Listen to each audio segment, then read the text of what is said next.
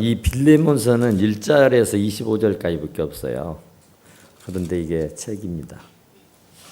그런데 이것은 사도 바울이 감옥에 갇혀 있으면서 빌레몬이라고 하는 사람한테 편지를 썼어요. 그래서 그 편지입니다. 그런데 그 내용은 뭐냐면은 오네시모라고는 종이 하나 있었어요. 근데 그 오네시모라고는 종을 그 감옥에서 만납니다. 그런데 알고 보니까 빌레몬의 종이에요.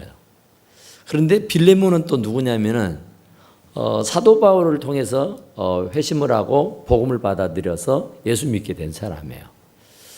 그런데 그 오네시모한테 이 얘기를 들어보니까 빌레몬이가 참 착하고 좋은 일을 많이 하고 선행을 많이 베푼다는 것이었어요. 그런데 왜 오네시모가 그 빌레몬 주인을 떠났냐? 그것은 여기서 구체적으로 얘기하고 있지는 않지만은 빌레몬이가 워낙 사람이 좋다 보니까 아마 빌레몬의 그 재산을 아마 이 오네시모가 몰래 빼내 가지고 도망갔다 그래요. 그래서 이제 로마로 도망가면은 로마는 크니까 어디 숨어도 살아서 살 수 있겠다 성 싶어서 그 빌레몬의 돈을 가지고 이제 흥청망청 썼겠죠. 그러다가 결국은 감옥에 갇히는 신세가 됐어요. 감옥에 갇혔는데 거기에서 이제 사도 바울을 만나는 겁니다. 사도 바울을 만나가지고 복음을 들어요. 복음을 들으는데 굉장히 옛날에 전혀 들어보지 못했던 그런 아주 희한한 말씀을 하는 거예요. 그래서 그 말씀에 큰 감동을 받습니다. 그래서 그 사도 바울의 수족이 돼가지고 완전히 사도 바울의 종처럼 그 수감 중에 손발이 되어줘요. 그러면서 사람이 이렇게 대하다 보면 거짓으로 형식으로 하는 건지 진짜로 진실로 하는 것인지 알 수 있잖아요. 그런데 진짜 하는 거예요. 그래서 사도 바울은 그를 자기의 아들이라고 얘기를 해요. 그러니까 곧 믿음의 아들, 그 감옥에서 낳은 아들이라고 된단 말이에요. 그러니까 굉장히 오네시모를 신뢰하고 엄청나게 인정하고 있다는 얘기죠. 그래서 이 사도 바울은 또 오네시모를 말하기를 신복이라 그러죠. 신복. 자기 창자와 같고 자기 심장과도 같고 자기의 모든 것이다 하는 것이죠. 그만큼 사도 바울은 오네시모를 진짜로 신뢰합니다. 정말로 신뢰해요. 그러니까 죄인을 지어서 빌레몬의 눈을 피해 도망가서 감옥 생활을 하고 이제 결국에는 수감 생활을 마치면 빌레몬에게로 돌아갑니다. 원래 노예, 종은 주인의 소유입니다. 아무리 사도 바울이 애지중지해도 데리고 있을 수 없어요. 원 주인은 빌레몬입니다. 그래서 이제 빌레몬에게 돌려보내야 쓰겠는데 빌레몬이가 이 오네시모를 잘 좀 이해해주고 좀 사랑해주면 좋겠다. 여기서도 말하면 종으로 삼지 말고 형제로 대해줬으면 좋겠다 그런 얘기예요. 믿음의 형제로. 그러니까 종의 신분에서 형제의 신분으로 완전히 격상을 시켜버린 거예요. 그러니까 이건 진짜 어마어마한 일이죠. 종은 한 번 종은 영원한 종입니다. 한 번 노예는 영원한 노예예요. 그것도 주인의 재산을 탕진하고 도망가서 잡혀온 종이라면은 그건 진짜 돌에 맞아 죽을 종이지 살아남을 수 있는 종은 아니에요. 그런데 그런 종을 세상에 그런 종을 말해요. 사도 바울은 아주 진짜로 막 칭찬을 하는 거예요. 너무너무. 그러니까 그 얘기가 잠시 떠나게 된 것은 너로 하여금 그를 영원히 두게 함이라니. 너에게 해를 끼치고 너에게 도망쳐서 잠시 떠나 있는 것은, 그러니까 사도 바울은 진짜 말도 잘해요. 그러니까 성경책을 14권, 13권 썼다 그러죠. 진짜 말도요, 정말로 잘해. 교양 있게 아주 애의 있게 말한단 말이에요. 그가 잠시 떠나게 된 것은 못 떠나요. 도망간 거지. 주인의 재산을 도둑질하고 도망간 거예요. 도망간 거. 그런데 그런 사람의 말을 얼마나 교화해가지고 부드럽게 해서 말하고 있는지. 아마 그가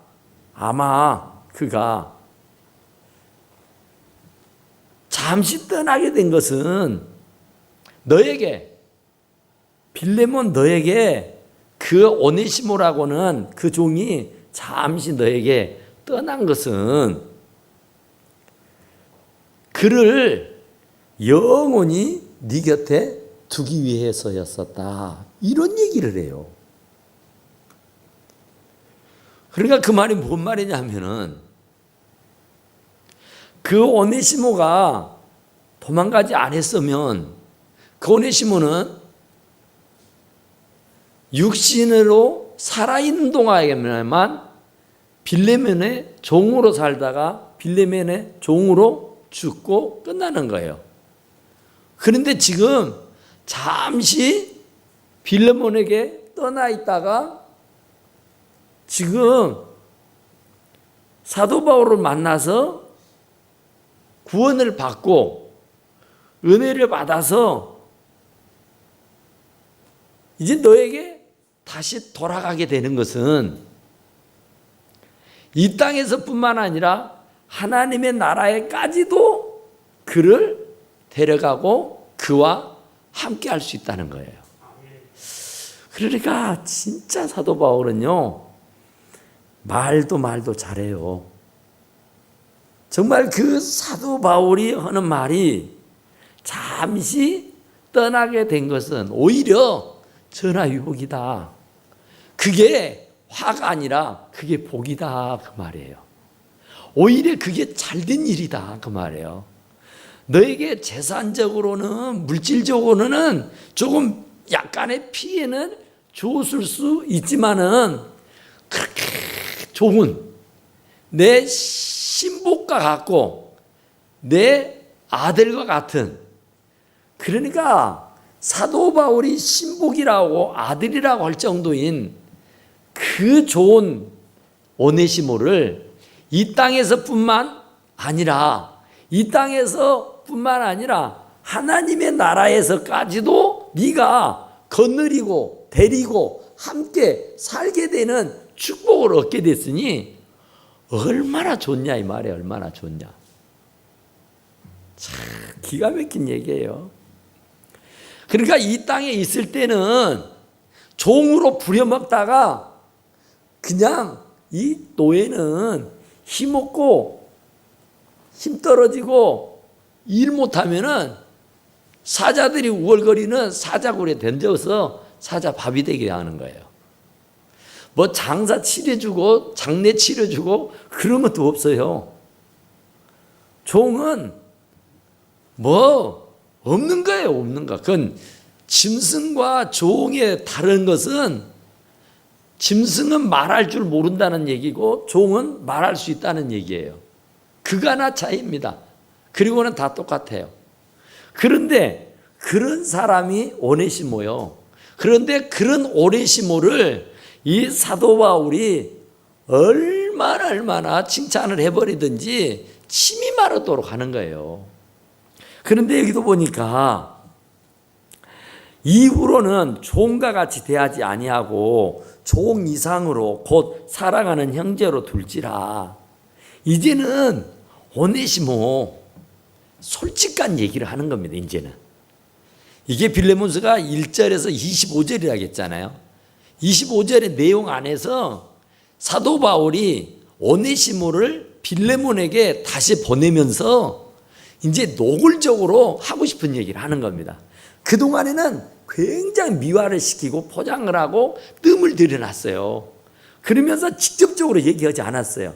그랬는데 이제 직접적으로 얘기하는 겁니다. 이후로는 그를 종같이 대하지 말으라. 아니, 종을 보고 종같이 대하지 말라는 겁니다. 노예를 보고 노예같이 대하지 말라는 거예요. 그를 종 이상으로 곧 사랑을 받는 형제로 두라 그래요.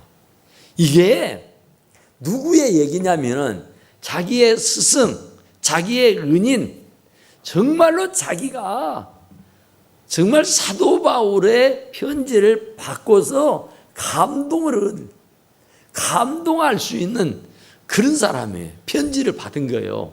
빌레몬이.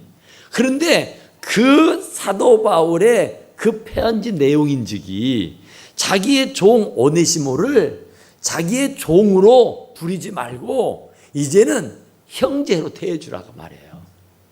노예의 신분에서 형제의 신분으로 격상시켜서 이제 동등한 대우. 그러니까 오네시모를 빌레몬과 같은 레벨로 이렇게 같이 더불어 살 수 있도록 해라 그런 얘기예요. 내게 특별히 그리하거든. 내게 사도 바울에게 말이요. 사도 바울에게 진짜 오네시모는 특별하다니까요. 오죽하면은 자기 신복이라고 오죽하면은 감옥에서 낳은 아들이라고 했겠어요.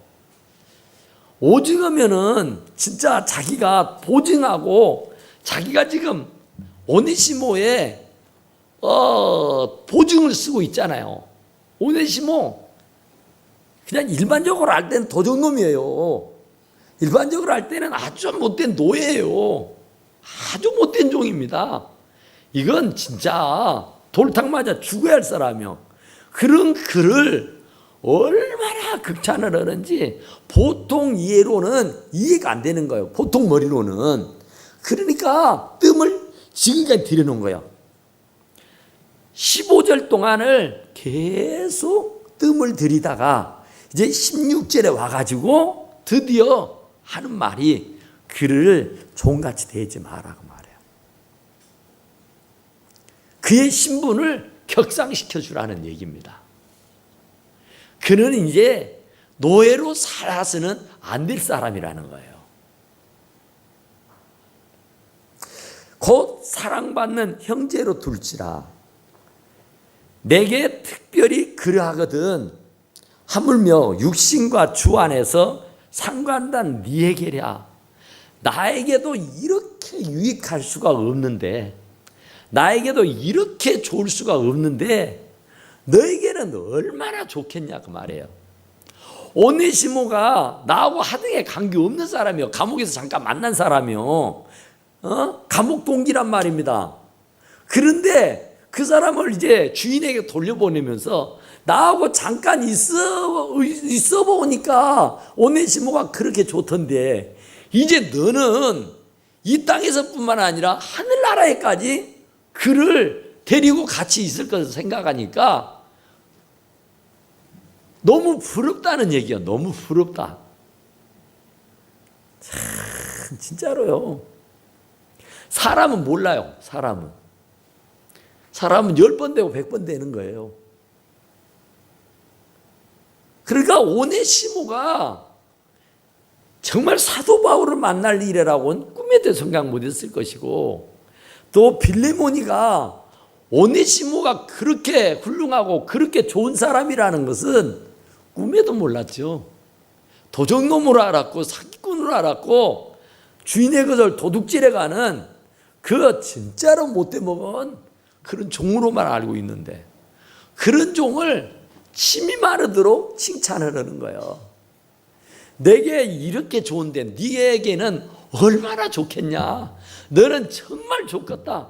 잠깐 만나서 얘기해보고 잠깐 만나서 사귀어봤더니 이렇게 좋은데 그런 그를 너는 영원히 데리고 살게 되니 네 얼마나 행복하냐.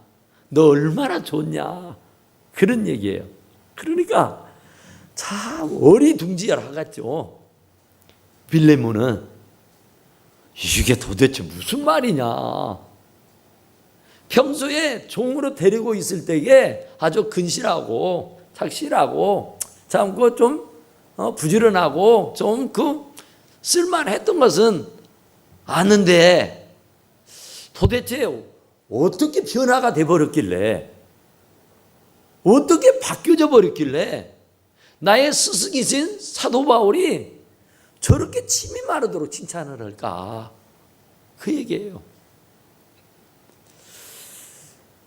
그러니까 사도 바울이 하는 말이 그러므로 내가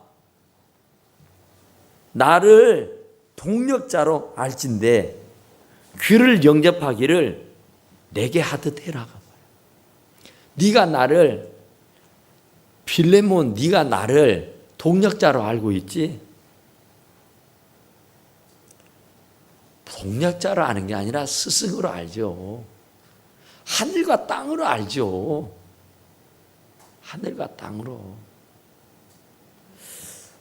아까 이태강 목사님 방금 얘기를 들으니까 은퇴하신 지가 14년이 됐다 그래요. 그런데 저 막 전도사 됐을 때, 막 교련했을 때에 그때 만났거든요, 저분들을. 그때 참 이뻐했던 기억이 나요. 그런데 벌써 은퇴한 지가 14년이 지났다는 얘기예요. 참 세월은 빨라요. 세월이 참 엄청 빠르다는 생각이 들어요. 동력자. 나는 그때 그분 진짜 이태강 목사님 똑바로 바라다 볼 수도 없는 그런 위치였어요. 항상 지금도 핫발이지만은 그때는 얼마나 핫발이었겠어요. 감히 가까이 갈 수가 없는 분이죠. 그런데 사도 바울이 빌레몬에게 그런 분이에요. 빌레몬에게 사도 바울은 감히 가까이 할 수 없는 당신이요. 그런데 그런 분이 자기한테 간구한다 그러잖아요. 손이 발이 되도록 빈다 그러잖아요. 그러면서 부탁하고 또 부탁하는. 네가 나를 동력자로 알진대 그를 영접하기를 내게 하듯 해라 그래요. 나를 대하듯이 해주라 그 말이에요. 참 나의 분신이다 그 말이에요.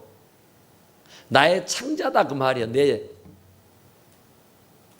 내 몸뚱이다 그 말이에요. 그러니까 행여라도 네가 옛날을 생각해 가지고 그 오네시모를 막 대하지 말아라 그 말이에요.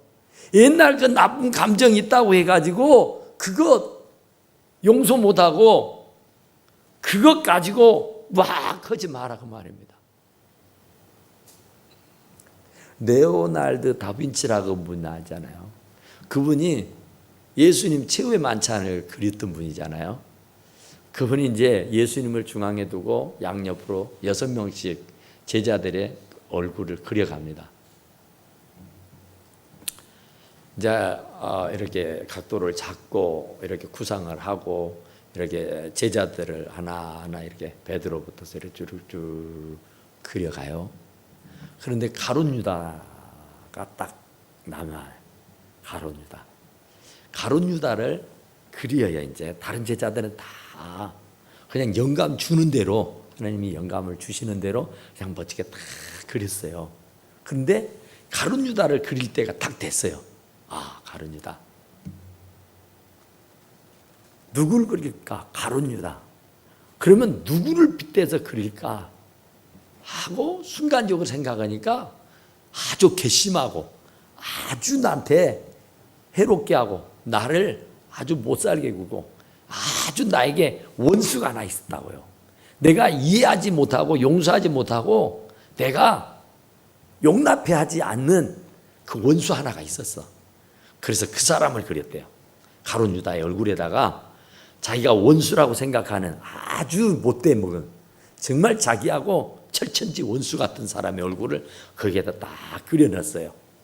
그래서 12명의 제자의 얼굴이 다 만들어졌습니다. 그리고 이제 한중앙에 예수님의 얼굴을 그려야 돼요. 그런데 영감이 안 떠올라와요. 맨날 며칠을 고민을 해도 예수님의 얼굴을 못 그리겠어요. 영감이 안 떠올라서. 그래서 하나님께 기도했대요. 하나님, 제자들의 얼굴은 다 완벽하리 그려놨는데 이제 마지막 예수님의 그 얼굴만 그려놓으면 완성인데 이거 안 그려지는데 하나님, 왜 이거 예수님의 얼굴이 그려지지 않고 머리에 떠오르지 않는 겁니까? 하나님, 그 예수님의 얼굴을 그릴 수 있도록 영감을 주십시오 하고 기도를 했어요. 그런데 아무런 영감이 안 와요. 영감이 안 오니 그릴 수가 없죠. 그리고 났더니 성령 하나님이 감동을 주는 거예요. 너 가룟 유다 그 얼굴을 한번 봐라. 그 가룟 유다의 얼굴을 봤더니 자기 원수요. 자기가 진짜로 싫고 믿고 아주 짜증나고 신경질 나고 진짜 꼴보기 싫은 철천지 원수의 얼굴을 가룟 유다의 얼굴에다가 딱 입혀놨단 말이에요. 그리고 네가 예수님의 얼굴을 그리려고 그러냐? 어떻게 형제를 이해하지 못하고 용서하지 못하고 감싸주지 못하고 어떻게 그 손으로 예수님의 그 얼굴을 그리려고 하느냐 하면서 크게 뒤통수를 얻어만진 그런 일이 있었다 그래요. 그래서 그때서야 이거였구나. 그때 하나님 앞에 엎드려 기도하기 시작했어요. 하나님, 내가 내 친구 그 누구 내가 용서하지 못하고 이해하지 못하고 감싸지 못하고 덮어주지 못하고 그래서 가룟 유다의 얼굴에 그 친구의 얼굴을 그려넣는 거, 이건 내가 그를 원수로 알았기 때문입니다. 이건 나의 죄입니다. 용서해 주시옵소서 하고 회개를 했다는 거예요. 그리고는 그 그림을 다시 그려요. 가룟 유다의 얼굴을 지워내고 다른 분의 얼굴로 그려 넣습니다. 그리고 나서 최후의 만찬 마지막 예수님의 얼굴을 그려 넣는데 아주 쉽게 최후의 만찬이 그려지게 됐다는 얘기예요. 그러니까 용서하지 아니하면은 우리에게 있는 오네시모를 용서하지 아니하면은 나의 길이 열릴 수가 없어요.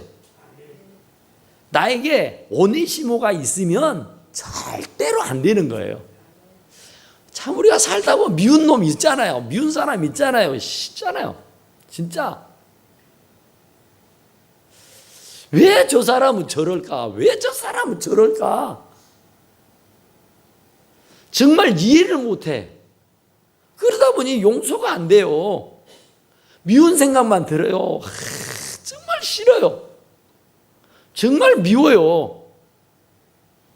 그러면 내가 미웠고 내가 싫으면 결국은 그 당사자는 내가 싫어하는지 미워하는지도 몰라요. 다만 나 혼자서 그를 미워하는 거야. 나 혼자서 그를 증오하는 거야. 나 혼자서 그를 원수로 알고 있는 거예요. 그러니까 내가 병을 걸리는 거예요. 내가 병에 걸려 싫은 앓다 죽어가는 거예요. 그러니까 지금 사도 바울이 빌레몬에게 그 원수 오네시모를 깨끗하게 용서해 줘 버리고 오히려 그를 형제로 받아들여라는 얘기예요. 형제로. 이제는 종으로 부리지 말고 종으로 생각하지 말고 그를 완전히 용서해 줘 버려라.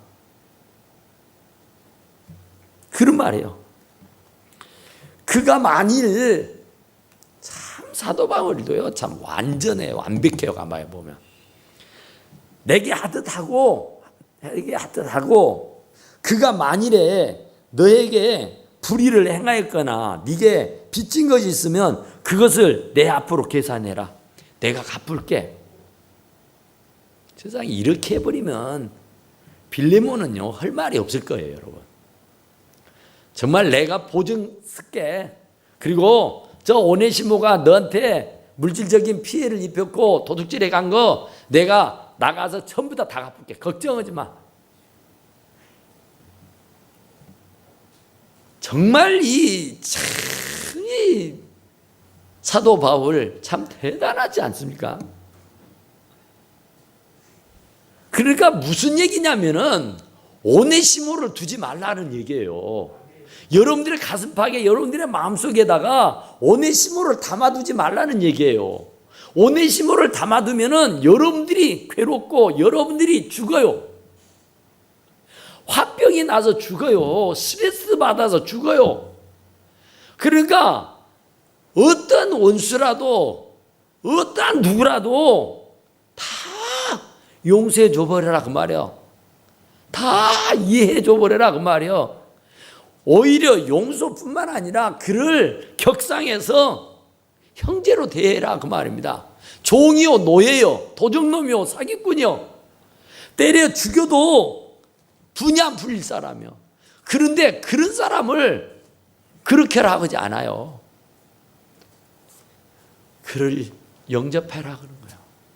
형제로 영접해라는 거예요.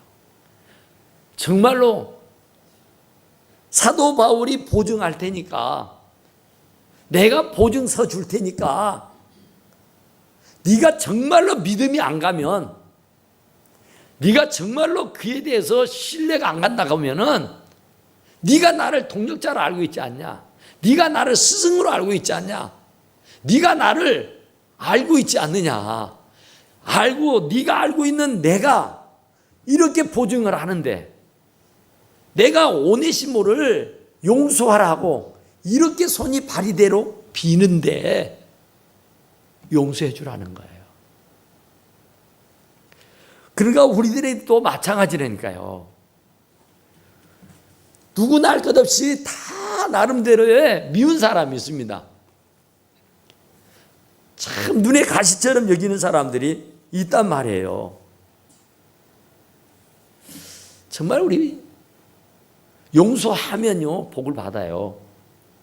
요셉이라는 사람이 형제들로부터 미움을 받아가지고 종으로 노예로 팔려가잖아요. 그래서 산전수전 다 겪어요.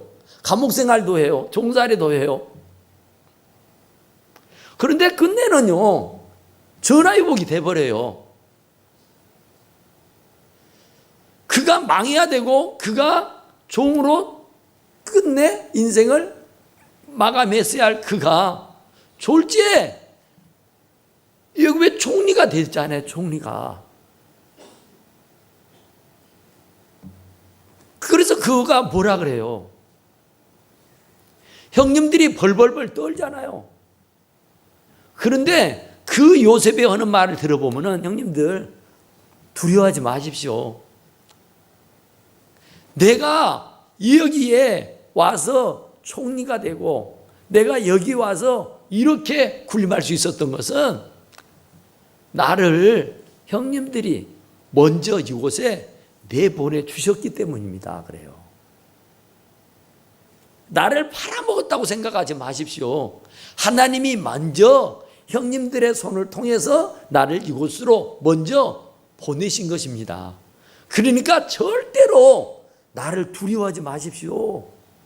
이거예요. 얼마나 넓은 마음입니까? 진짜로 고생한 것을 생각하면요 진짜 그런 말 안 나오죠. 전부 다 감옥에 가둬버리고 싶고, 전부 다 가서 곤장을 때리고 싶고, 뭐 어떻게든지 안갚음을 하고 싶은 마음이겠잖아요. 그런데 깨끗이 하나도 남김없이 완전하게 용서를 해줘 버리잖아요. 자, 그것은 하나님의 섭리를 아는 사람이에요. 반드시 여기에는 하나님의 섭리가 있을 것이다. 이 사람이 나의 눈의 가시여, 이 사람이 나의 원수여, 이 사람이 나를 참 괴롭혀, 이 사람만 없으면 참 좋겠는데 참 이 사람 때문에 참 힘겹고 버겁고 너무 힘들어. 그런데요, 훗날 돌아다 보면은요, 그게 내게 복이었어요. 그것 때문에 기도했고요, 그것 때문에 더 하나님에게 매달렸고요, 그것 때문에 더 내 자신을 돌아다 봤고요, 그것으로 인하여서 내가 다시 다른 사람이 되었더라, 그런 얘기예요. 그러니까 전화위복 됩니다, 여러분. 지금 뭐가 안 됐다고, 지금 뭐가 얹었다고 막 불평하고 물고 뜯고 싸우려고 하지 말고 하나님께 맡기면 하나님은요, 악을 선으로 갚으셔요. 하나님은 절대로 선을 악으로 갚지 않게 해요. 아무리 악한 사람도 결국은 그 악을 선으로 갚아서 우리에게 모든 것이 협력해서 선을 이루게 해주시는 줄로 믿습니다. 그렇잖아요. 하나님은 정말 모든 것을 협력해서 선을 이루게 해요. 어떤 분이 그랬어요. 정가 17번임이래. 근데 정가 17번인 이 죄수가 수행생활을 다 마치고 어느 교회 목사님을 찾아왔습니다. 그래서 그 목사님에게 찾아와서 아주 무례하게 구는 거예요. 목사님, 저 어저께 오늘 감옥에서 나온 정가 17번 누구입니다. 목사님이 저에게 감옥에 있을 때에 세례를 주셨으니까 세례를 목사님에게서 받았습니다. 그러니 이제 목사님이 저를 책임지십시오. 직장도 알선해 주시고 잠자리도 마련해 주시고 먹고 살 수 있는 모든 것을 이제 목사님이 사랑 사랑 외치고 사랑 사랑 했으니까 그 목사님이 외치고 외쳤던 그 사랑으로 한번 정가 17범인 저를 한번 사랑으로 감싸서 직장도 주고 밥도 먹여주고 옷도 사주고 잠도 자게 하고 밥도 먹게 해주시오. 이런 거예요. 아주 머리를 짧게 자르고 험상궂게 생긴 정가 17범인. 그러니까 목사님이 얼마나 황당하겠어요. 와, 참 얼처구니가 없죠. 그러니까 목사님이 감히 뭐라고 할 수가 없어요. 뭐 유업하는 거죠. 완전히 협박, 공갈 이런 거잖아요. 왜 순진한 목사님이 언이 벙벙한 거예요. 그리고 어떻게 말을 못 붙이겠어요. 어떻게 말을 못 하겠어요. 그러니까 이 사람이 뭐 아주 실망했다는 듯이 뭐 목사님도 뭐 뻔하죠. 뭐 말로는 사랑 뭐 사랑 뭐 얘기하던데 나 조카 어떻게 해달라니까 아무 말도 못하는, 그게 무슨 사랑이 있느냐고 그 목사님의 책상을 발로 차고는 나가버리는 거예요. 아, 너무너무 얼처구니가 없는 거야, 순간적으로. 그래서 목사님 뛰쳐나갔어요. 여보게 젊은이 왜요? 나하고 잠깐만 내 얘기 좀 듣고 갔으면 좋겠다고. 무슨 얘긴데요? 하고 이제 마주 앉아서 이제 목사님이 입을 열어서 얘기를 시작합니다. 듣자니 자네는 아주 갓난이었을 때에 그 피부치였을 때에 고아원에 자네 어머니가 버려서 고아원에서 자랐다면서, 그리고 고아원 생활이 싫어서 14살 먹어서 고아원의 담을 넘어서 세상으로 뛰쳐나와서 지금껏 17번의 감옥을 들랑달랑하며 오늘에 이르렀다면서. 예, 그랬죠. 그런데 자네 세상 사람 누구도 자네를 사랑하지 않는다고 그러지? 그죠? 누구도 저를 사랑하는 사람 없습니다. 누구도 저에게 관심 갖는 사람도 없고 전부 다 저를 보면은 뭐 구더기 보듯이 실실 피하고 도망가 버립니다. 그리고 누구도 저에게 사랑을 베풀어 주는 이가 없습니다. 하물며 목사님도 지금 저에게 아무런 사랑도 베풀지 못하고 있지 않습니까? 하면서 큰 소리 치는 거예요. 여보게, 자네가 지금까지 살아온 것이 자네가 무슨 힘으로 살았는가? 자네 그 핏덩어리를 젖을 먹여서 우유를 먹여서 밥을 먹여서 14살이 되도록 그 고아원에서 자라게 해준 그 원장님이 고맙지 않은가? 그리고 자네를 그 고아원에서 자랄 수 있도록 밥 먹이고 옷 사입히고 아무쪼록 부족한 것이 더러 없지 않아 있었겠지만 그래도 따뜻한 방에서 잠잘 수 있도록 배려해주고 사랑으로 자네를 감싸줬던 그 보모들은 생각하지 않는가? 와, 그런 얘기를 들은 거예요. 자네 언제 농사라도 한번 지어본 적이 있는 거 없지요? 농사 한번 안 지어본 사람이 하루 세끼밥 굶지 않고 잘 먹고 잘 살았겠구만. 지금 보니까 건장해, 튼튼해, 오장육부가. 그러니 자네가 농사를 지어서 쌀농사, 보리농사, 콩농사를 지어서 자네가 고생해서 노력해서 벌어 먹어서 이렇게 건강한 것 아닌 것 아닌가. 농사꾼이, 농부가 열심히 일해서 그 쌀을, 보리를, 이 농산물을 제공해 주니까 자네가 먹고 산 것 아니었던가? 자네가 한 것은 아무것도 없지 않나. 다 그분들이 베풀어 준 거 그저 받아서 먹었을 뿐 아닌가. 그런데 이제 와서는 사랑이 있네 없네 불평불만을 할 수 있단 말인가. 자네 엄마는 자네가 아들이지만 싫어서, 뭔가가 싫어서 핏덩어리를 버리고 어느 하늘 아래서 잘 먹고 잘 살고 있을지는 모르겠어. 그러나 자네를 지금까지 책임을 지고 먹여주고 재워주고 입혀주고 지금까지 이렇게 건실한 청년으로 자랄 수 있게 해준 이가 누군가?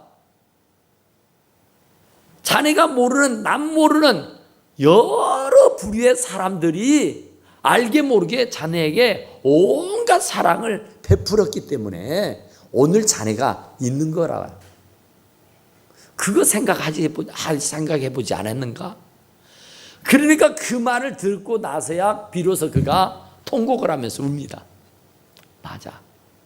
그 내 핏덩어리 어렸을 때에 고아원에서 그 원장이, 그 보모가 나를 챙겨주고 나를 돌봐주던 그 정말 그들이 나를 버려버렸다면 내가 이 땅에 존재할지도 못하고 살았을 텐데, 그런 모든 것들을 생각해 보니까 그저 감격스러울 일이야.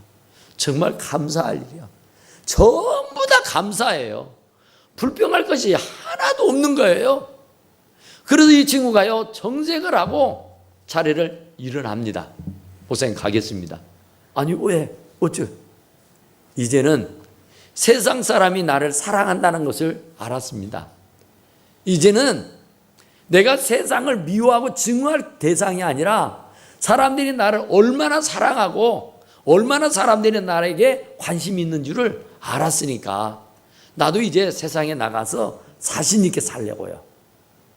목사님이 직장을 안 만들어주고 안 소개를 해줘도 제가 이제 마음대로 나가서 살 수 있을 것 같습니다.